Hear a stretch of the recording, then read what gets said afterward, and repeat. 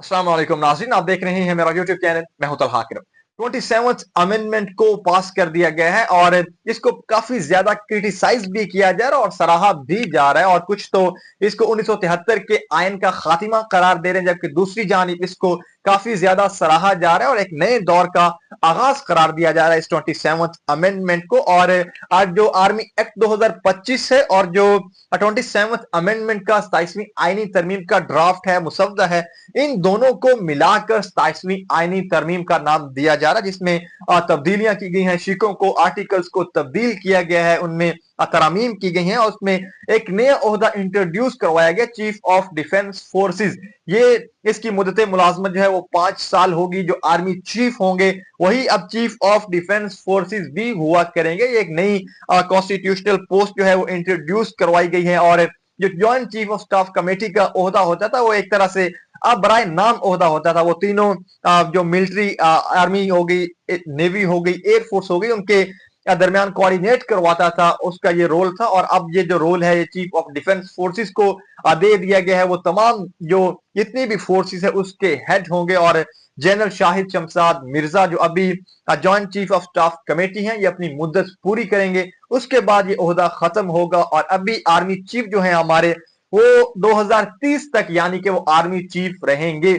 जिस दिन से वो हल्फ लेंगे चीफ ऑफ डिफेंस फोर्सेस का, उस दिन से अगले 5 साल के लिए वो चीफ ऑफ डिफेंस फोर्सेस होंगे। तो फिर वो आर्मी चीफ भी होंगे, यानी कि वो नवंबर 2030 तक अब आर्मी चीफ रहेंगे। तो इसमें जितनी भी मिलिट्री अथॉरिटी थी उसको सेंट्रलाइज कर दिया गया इस 27th अमेंडमेंट में। ये इसमें तब्दीली की गई है। और इस आर्मी एक्ट 2025 के तहत एक और जो तब्दीली की गई है कि commander of national strategic command का एक ओहदा इंट्रोड्यूस किया गया है, वो अभी बनाया गया है इस 27th अमेंडमेंट में। और ये जो ओहदा है ये सर्वेलेंस करेगा जितने भी पाकिस्तान के स्ट्रेटजिक एसेट्स हैं, न्यूक्स हैं, जितने भी इनके इख्तियारात हैं, इसके बारे कब न्यूक्लियर मिसाइल प्रोग्राम है, न्यूक्स हैं, इनको कब चलवाना है, किसको कब दौरा करवाना है, कब इनको चेक करना है, ये सारी जो इख्तियारात हैं ये commander of national strategic command के पास होंगे। इससे पहले ये इख्तियारात वजीर आजम के पास होते थे, लेकिन अब ये मिलिट्री को ही दे दिए गए हैं, वो इन तमाम चीजों को हैंडल करेगी। और ये जो पोस्ट है commander of national strategic command, इसको वजीर आजम जो है वो अपॉइंट किया करेंगे, नॉमिनेट करेंगे इसको आर्मी चीफ। और इसके अलावा जो 5 स्टार रैंक्स है उनको रेगुलराइज कर दिया गया और उसके अलावा उनको कॉन्स्टिट्यूशनल प्रोटेक्शन भी दे दी गई है 27th अमेंडमेंट में। तो अभी जो फील्ड मार्शल हैं जिनके 5 स्टार हैं जिनके पास, और बेसिकली पाकिस्तान में जो आर्मी चीफ बनता है वो 3 स्टार जर्नल होता है, लेकिन ये जो 5 स्टार रैंक है, इससे पहले जनरल अयूब खान को फील्ड मार्शल बनाया गया था, उनके पास 5 स्टार थे। अभी फील्ड मार्शल हैं, उनके पास 5 स्टार हैं। इसी तरह से अगर कोई एयरफोर्स में किसी को इस तरह का 5 स्टार का ओहदा मिलेगा तो वो होंगे मार्शल ऑफ एयरफोर्स। नेवी में अगर कोई इस तरह का ओहदा आंदा किसी को मिलता है तो वो एडमिरल ऑफ द फ्लीट होंगे। तो ये admiral of the fleet, marshal of the air force और अभी जो मौजूदा फील्ड मार्शल आसिम मुनीर हैं, इनको कॉन्स्टिट्यूशनल इम्यूनिटी दे दी गई है। ये आर्टिकल 248 के मुताबिक इनको पूरी जिंदगी के लिए प्रोटेक्शन दे दी गई है। इन पर किसी किस्म का कोई मुकदमा नहीं हो सकेगा। हर तरफ से ये बरी जिम्मा है, जो चाहे मर्जी करें। इनको कॉन्स्टिट्यूशनल इम्यूनिटी जो है वो दे दी गई है 27th अमेंडमेंट में। और ये जो हम सुन रहे थे कि ये ओहदा फील्ड मार्शल का बराए नाम है, एजाजी ओहदा है, लेकिन अब ये एजाजी ओहदा नहीं रहा, बल्कि इसको कॉन्स्टिट्यूशनल पावर भी दे दी गई है। और अब ये तमाम पर्क्स और जो प्रिविलेजेस होते हैं उनको पूरी तरह से एंजॉय करेंगे थ्रू आउट द लाइफ। इनको ये चीजें जो है वो दे दी गई हैं। इसके अलावा जो तब्दीली इसमें नाज़रीन की गई है, वो फेडरल कॉन्स्टिट्यूशनल कोर्ट बनाई गई हैं। और ये जो फेडरल कॉन्स्टिट्यूशनल कोर्ट है इनको एपेक्स कोर्ट का भी नाम दिया जा रहा है। सबसे बड़ी अदालत अब इस वक्त पाकिस्तान की जो है वो फेडरल कॉन्स्टिट्यूशनल कोर्ट यानी कि विफाकी आईनी अदालत है। इससे पहले जो बड़ी कोर्ट होती थी पाकिस्तान की वो सुप्रीम कोर्ट ऑफ पाकिस्तान होती थी, लेकिन इस तरमीम के बाद अब जो बड़ी अदालत है एपेक्स कोर्ट जिसको कहा जा रहा है वो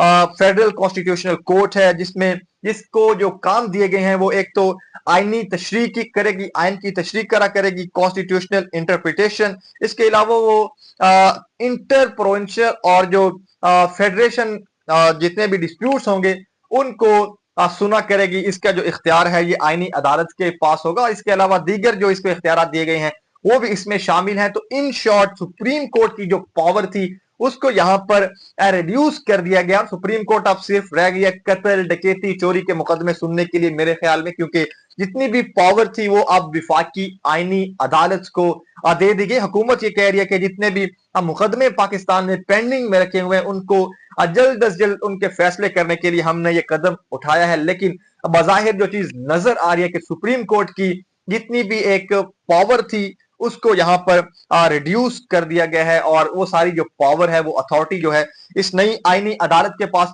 चली गई है। और इससे बढ़कर ये कि जो आईनी अदालत का जो चीफ जस्टिस होगा, जो अभी जस्टिस अमीनुद्दीन खान ने कल इस आईनी अदालत के पहले चीफ जस्टिस का हल्फ भी उठा लिए, इसको नॉमिनेट वजीर आजम करेंगे और अपॉइंट करने वाले होंगे इसको सदर पाकिस्तान। तो एक तरह से एग्जेक्टिव ही अपॉइंट करेगी और किस तरह से मैं और आप ये सोच सकते हैं कि उसी एग्जेक्टिव के अगेंस्ट में ये जो चीफ जस्टिस होंगे, ये पाकिस्तान के चीफ जस्टिस होंगे, किस तरह से ये फैसला करेंगे, ये एक बहुत बड़ा सवाल है और जिस पर तनकीद भी अभी की जा रही है। और इसके अलावा इनकी जो मुद्दत मुलाजमत होगी चीफ जस्टिस ऑफ आईनी अदालत पाकिस्तान, वो 3 साल मुकर्रर की गई है। और एग्जेक्टिव ऑफ जो लेजिस्लेचर हैं उनका यहाँ पर जो इख्तियार है वो बढ़ा दिया गया है। और सुप्रीम कोर्ट जो है वो इन दोनों के ऊपर, एग्जेक्टिव और लेजिस्लेचर के ऊपर चेक एंड बैलेंस करती थी,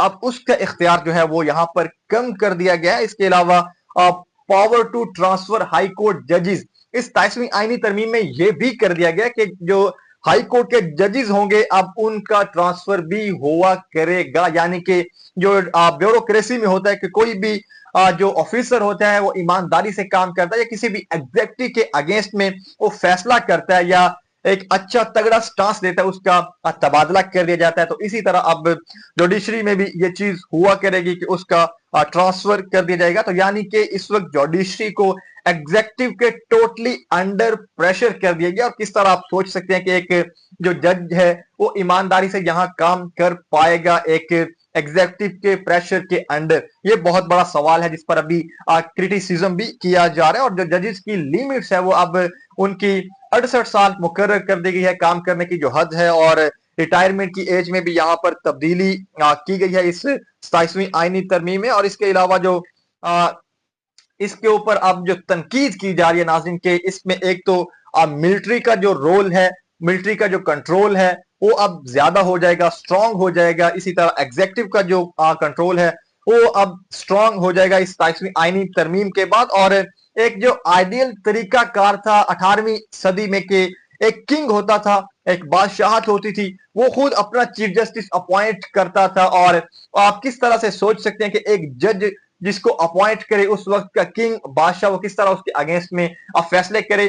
तो अब पाकिस्तान में भी वो निजाम जो है दोबारा से राइज कर दिया गया कि एक किंग जो है वो अब चीफ जस्टिस को अपॉइंट करेगा और उससे अपनी मर्जी के फैसले लिया करेगा। यानी मुख्तसरन ये कि पाकिस्तान में जो बादशाहत का निजाम है, जो किंग का जो निजाम है वो अब वापस आ गया है और जुडिशियल इंडिपेंडेंस जो है वो अब बहुत ज्यादा कमजोर हो गया। और इसके अलावा जो क्रिटिसिज्म इसके ऊपर किया जा रहा है कि 1973 का जो आयन था वो एक जो एरा था 1973 से लेकर 2025 तक, ये एक एंड ऑफ एरा करार दिया जा रहा है कि उस एरा की जो है वो डेथ हो चुकी है और अब एक नए दौर ने जो है वो जन्म लिया है 1973 के आयन के बाद। अभी ये जो आयन के साथ खिलवाड़ किया गया है इसको यहाँ पर क्रिटिसिज्म इस पर किया जा रहा है कि 1973 के आयन में सिविलियन सुप्रीमेसी थी, सेपरेशन ऑफ पावर थी, एग्जेक्टिव और जो लेजिस्लेचर होते थे इनके ऊपर जो जुडिशरी थी वो चेक एंड बैलेंस करती थी। लेकिन अब